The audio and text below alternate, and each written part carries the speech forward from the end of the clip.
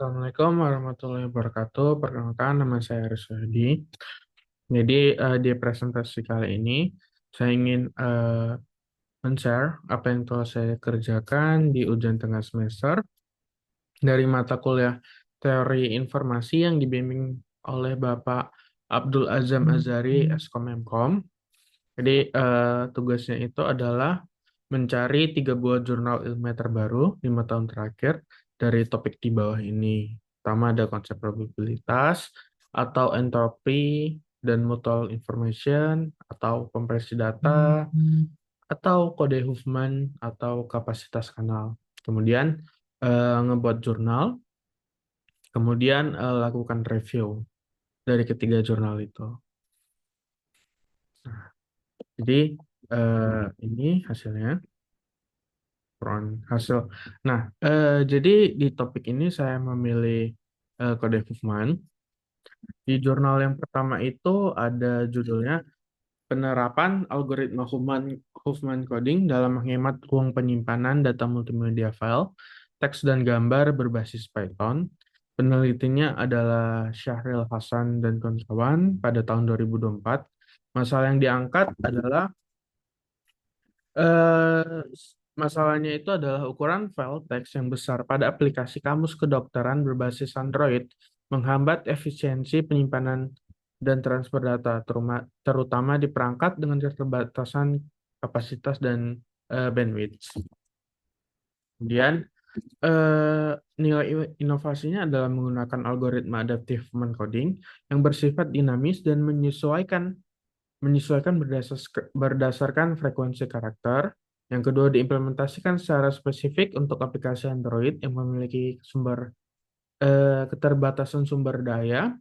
Tiga, ada fokus pada efisiensi di platform mobile berbeda dari pendekatan generik.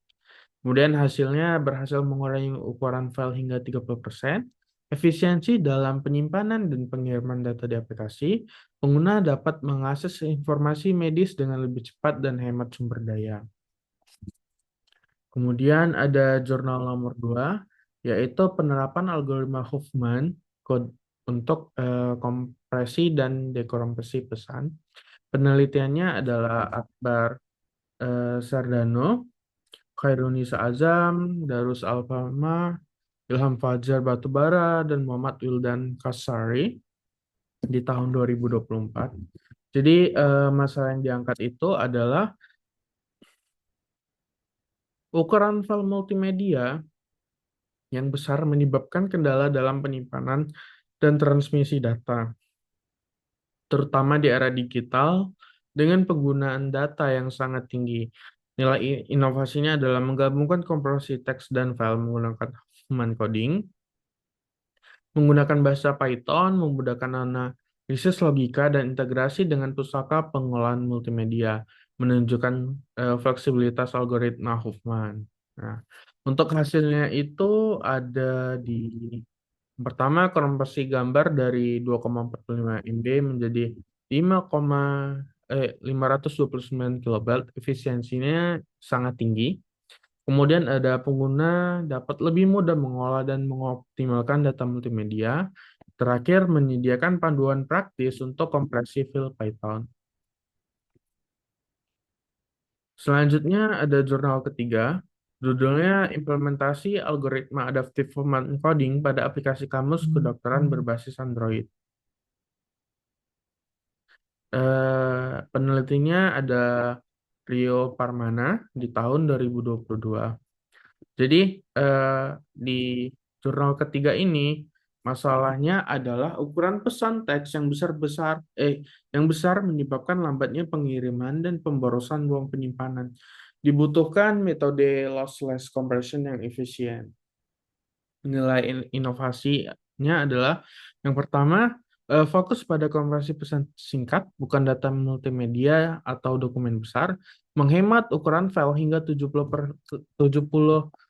lebih besar dibanding penelitian lain, menunjukkan penerapan spesifik Huffman code dalam komunikasi teks sehari-hari.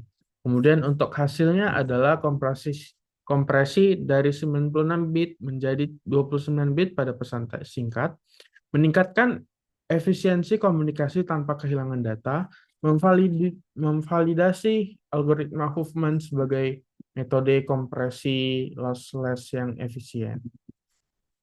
Kesimpulannya, eh, di jurnal pertama, masalahnya eh, ukuran file teks di aplikasi mobile, inovasinya Adaptive Huffman untuk Android, hasilnya adalah hemat ruang 30%, efisiensi aplikasi.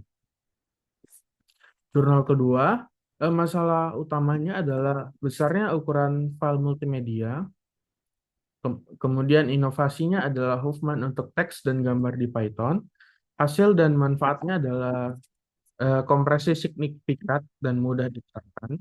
Di jurnal ketiga kita dapat masalah utamanya adalah ukuran pesan teks singkat, kemudian inovasi adalah Huffman untuk pesan sehari-hari, dan hasil dan manfaatnya adalah kompresi hingga 70%, yang dimana akan meningkatkan transmisi yang lebih cepat.